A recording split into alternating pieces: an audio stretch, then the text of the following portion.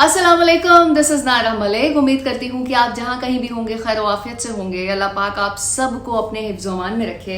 कल मैंने हानिया खान यानी कि हानिया आमिर का इंटरव्यू किया। उसमें दो चार चीज़ें हैं जो कि मैंने अपने कमेंट्स में देखी और कुछ पर्सनल मैसेजेस भी मुझे आए थे, तो मैं उनका जवाब देना चाहती हूँ। इंटरव्यू के स्टार्ट में मैंने जब कहा कि आमिर लियाकत ने खलीलुर रहमान साहब की बेइज्जती की, उसको मैं एलेबोरेट करना चाहती हूँ। लोग कह रहे हैं जी आप आमिर लियाकत की साइड कैसे ले सकती हैं, या फिर आप आमिर लियाकत की साइड ले रही हैं। मतलब पूरी वीडियो नहीं देखी आपने, मैंने कितनी मीठी मीठी की है उनकी उस पूरी वीडियो में, सब कुछ खोल के तो सामने रख दिया है। ये अकल वालों के लिए निशानियां हैं, तो वो वीडियो देखेंगे तो अंदाजा हो जाएगा कि मैंने साइड किसकी ली है। नंबर 2, आमिर लियाकत साहब ने ये सब कुछ क्यों किया, इस वीडियो के एंड तक साबित कर दूंगी मैं। उसके बाद उनकी पर्सनालिटी के पॉइंट ऑफ व्यू से। उसके बाद तीसरी जो चीज़ है वो ये है कि मैंने इस नॉन सीरियस टॉपिक पे वीडियो क्यों बनाई है। ये तो इशू ऐसा था कि इतनी तवज्जो इसको चाहिए ही नहीं थी, देनी ही नहीं बनती थी। मैंने क्यों बनाई है ये बताऊंगी। तो स्टार्ट करते हैं। सबसे पहले तो खलीलुर रहमान साहब हमारे मुल्क का असासा हैं, बहुत ही खूबसूरत इंसान हैं।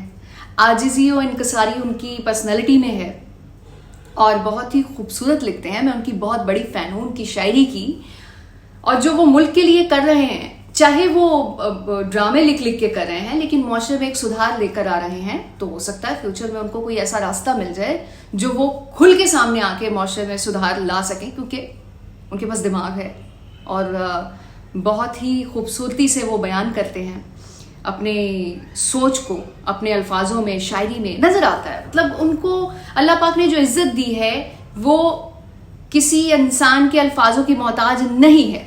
अब वो नाम भी नहीं आ रहा मुझे उनका सही, मारवी सरमत वाला वाकया जो हुआ था, और वो जो मैंने हवाला भी दिया है, उसमें हुआ ये था कि जो आमिर लियाकत साहब हैं उन्होंने कोशिश की थी, बहुत शदीद कोशिश की थी बेइज्जती करने की।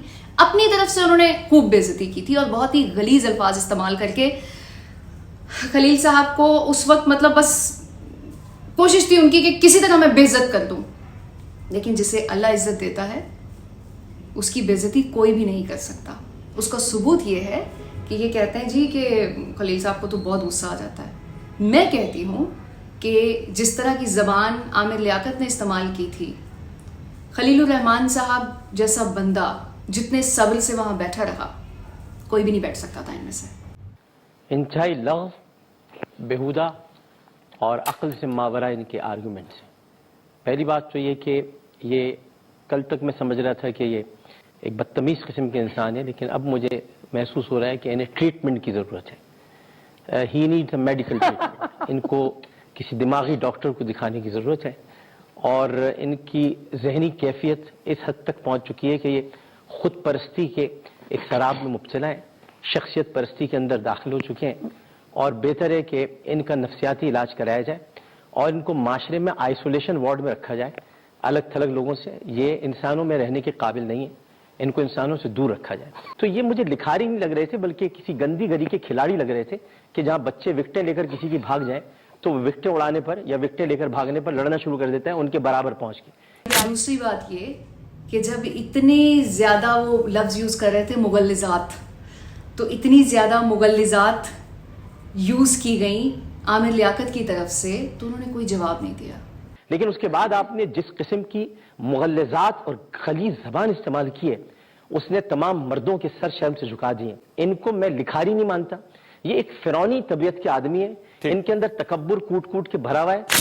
उन्होंने सही बताऊं तो इस काबिल ही नहीं समझा उनको कि उसका जवाब भी दें। और बाकी रही बात आमिर लियाकत साहब की, तो वो तो एक स्कॉलर हैं और एक स्कॉलर होने के नाते उनके पास दलाइल होने चाहिए थे ना। थोड़ी देर के लिए सोच लें कि खलीलुर रहमान साहब ने मारवी सरमत जैसी खातून की बेइज्जती कर भी दी। उन जैसी मतलब सब जानते हैं ना, मतलब एक करेक्टर होता है ना, एक कैटेगरी होती है, तो वो एक कैटेगरी में फॉल करती हैं। मुझे उनको डिस्क्राइब करना मैं ज़रूरी नहीं समझती। तो आप उनकी साइड लेके कह रहे हैं, और वो ऐसी खातून हैं जो कि हुकूक मांग रही हैं मर्दों के बराबर। उनको हुकूक तो मर्दों के बराबर चाहिए, ठीक है। तो फिर कहीं अगर ऐसा कोई मसला हो जाता है ख़राब, तो तब फिर मर्दों के बराबर आके जवाब भी देना। आप खलील साहब को कह रहे हैं कि जी वो खातून थी तो उनके साथ ऐसी ज़बान नहीं इस्तेमाल करनी चाहिए थी।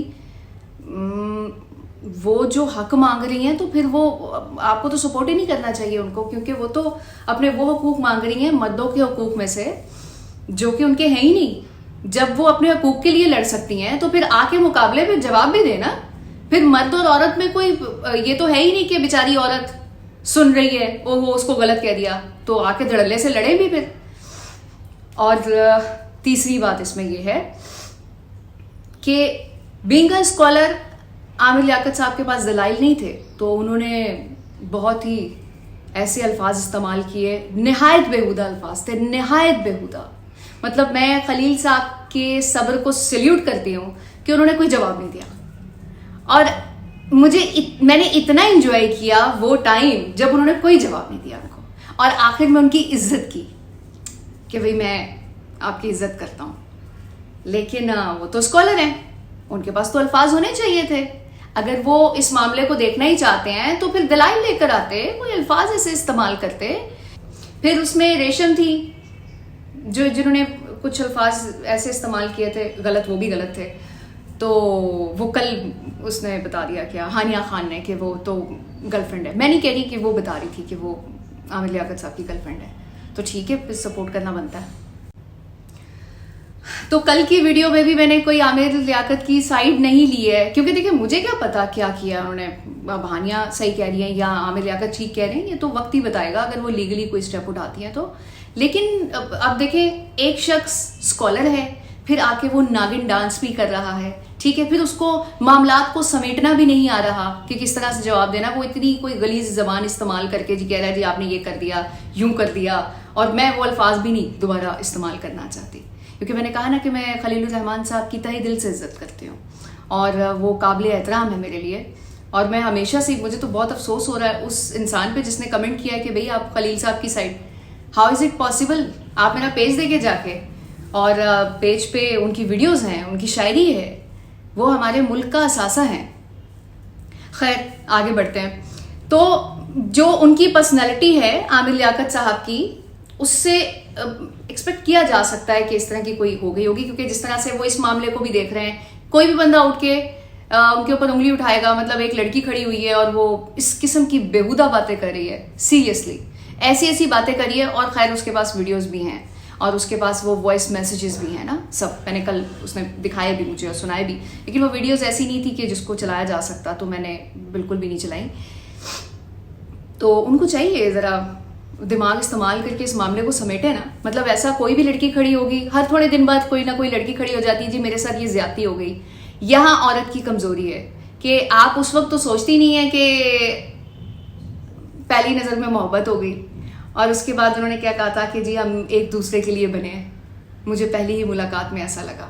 ठीक है, अगर आमिर लियाकत साहब को देख के ऐसा लगता है कि वो उनके लिए बने हैं, मतलब वो तो कल की बच्ची है बेचारी, तो आई डोंट नो मतलब फिर क्या। अब इसका मतलब है कि वो बेचारी बहक गई थी। अब अगर बहक गई थी और उसके बाद, अभी सीरियसली एक बात कहूँ आपको, अभी जो उसके हालात हैं उसको वाकई किसी सही प्लेटफॉर्म की ज़रूरत है। मैं तरस खाना बनता नहीं है, लेकिन ये कि मुझे कल उसकी हालत देख के तरस आ रहा था कि बहुत बुरी हालत में है। अब क्या हकीकत है ये तो अल्लाह पाक जानते हैं। मतलब कि जिस तरह वो कराची कह रही थी कि मैंने जाना है और कराची जाके मैं लीगली स्टेप उठाऊंगी, या सबसे पहला तो वो इंसान ही होना चाहिए जिसने ये किया है, क्योंकि अपने मामलात को खुद समेटना चाहिए। इंसान गलतियां कर देता है, इसमें कौन सा कोई तूफान तो नहीं आता, आप उसको सुधार लें, सही कर लें। और आखिरी बात कि मैंने इस टॉपिक पे वीडियो क्यों बनाई है, नॉन सीरियस है, तवज्जो तलब नहीं है, वाकई तवज्जो तलब नहीं है, ये बिल्कुल एक पर्सनल मैटर है। जब अमीज़ा वाला वाक़या हुआ था तो तब भी मैं इस चीज़ के बहुत सख्त खिलाफ थी कि इसको प्लेटफॉर्म क्यों दिया गया। प्रेस क्लब में आके उन्होंने प्रेस कॉन्फ्रेंस क्यों की, लोग उनके पर्सनल इशू, जो कि इसका सही रास्ता वो लीगल रास्ता है। अगर किसी ने किसी के साथ शादी की है या ज्यादती की है तो आप लीगल रास्ता अपनाए ना भाई, मीडिया को इकट्ठा करने से क्या होगा। या जिस तरह की अब कल वो हानिया खान कह रही थी कि जी मेरे पास ऐसी वीडियो हैं और उन्होंने शायद कोई सोशल मीडिया पे डाली भी हैं, तो ये बिल्कुल दो लोगों के बीच के मामलात हैं और उनमें अगर कोई मसला हो गया है तो उसका जो सही रास्ता है वो लीगल वे है। मीडिया पे आने का मकसद सिर्फ यही होता है कि इंसान की जो अंदर की भड़ास होती है ना वो निकल जाए, लोगों को पता चल जाए। जो लोग अंदर से कमजोर होते हैं, उसमें लड़का भी हो सकता है, लड़की भी हो सकती है, वो लोग इस तरह के रास्ते अपनाते हैं और वो फिर आकर 4 लोगों को इकट्ठा करते हैं और उनको बताते हैं जी मेरे साथ ज्यादती हो गई है। सेल्फ पिटी, अपने ऊपर रहम खाना, सबसे ज्यादा डिसरिस्पेक्ट है अपने आप की। मैं बस इसके अलावा और कुछ नहीं कहना चाहती।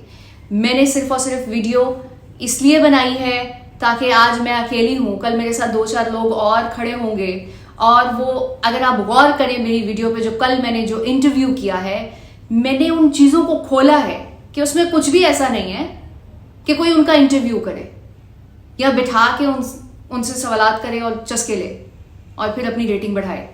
मतलब अगर किसी चैनल पे आ रहे हैं तो रेटिंग या फिर व्यूअरशिप अपनी बढ़ाएं। यूट्यूब चैनल है, सोशल मीडिया का कोई भी प्लेटफॉर्म है तो इसीलिए कोशिश मैंने स्टार्ट की है। लेट्स सी, मैं चाहती हूँ कि इस तरह के जो इश्यूज हैं वो मीडिया पे आना बंद हो जाएं। तो कीचड़ को साफ करने के लिए हाथ पांव आपको गंदे करने पड़ते हैं, तो यही समझ लें।